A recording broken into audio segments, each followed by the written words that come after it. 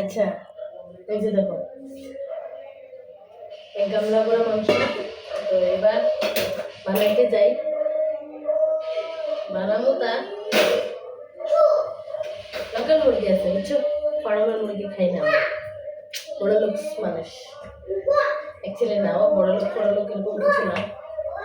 আমার বড় মশাই খাইয়া হজম করতে পারে না, মানে ফার্মের মুরগিটা খাওয়া হয় না, বিশেষ করে বাচ্চাদেরকেও খাওয়ানো হয় না, যেহেতু ফার্মের মুরগিটা ভালো না, তার কারণে স্বাস্থ্যের পক্ষে ক্ষতিকারক।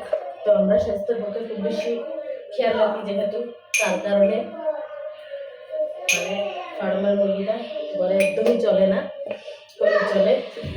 ওইখানে পেঁয়াজ আর লবণ আর তোমার টমেটো দিয়ে দিলাম অল্পটুকু। এখানে পেস্টের মধ্যে আছে কাঁচা লঙ্কা, আদা, রসুন, পেঁয়াজ, টমেটো।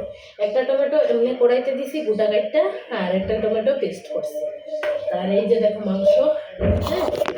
বাবা আমার মোবাইলটা অ্যাক্সিডেন্ট হয়ে গেছে গা, কিছু করার নেই। এই যে হয়েছে মাংস, বারবার উল্টাইয়া পাল্টাইয়া যাইতেছে গা, এই হয়েছে। এবার আমার খিড়কিটাও খুললা দিই যাতে গ্যাসটা বাইরে যাইব, নাইলে তো আবার জাম লাগিয়ে থাকবো। জানি না ভিডিওটা কীরকম দেখা যাইব, পিছনের লাইটটাও জ্বলতেছে।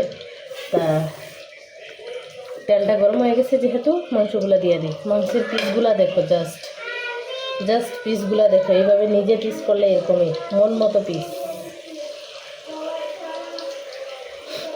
মন মতো পিস, বুঝলি, মন মতো পিস, মনের মতো পিস, কোনো কমপ্লেন নাই, কেউ কোনো কমপ্লেন দিতে পারবে না। একবার ভাবছিলাম হাফ উঠে রেখে দেবে, তারপর কইছে না, খাওয়াতে কঞ্জুসি নেই, পয়সাওয়ালা হই চাহে না হই, জীবনে কোনো দিন খাওয়াতে কঞ্জুসি করা চলবে না, কি বলো, তাই না? এই যে দেখো এক কড়াই মাংস।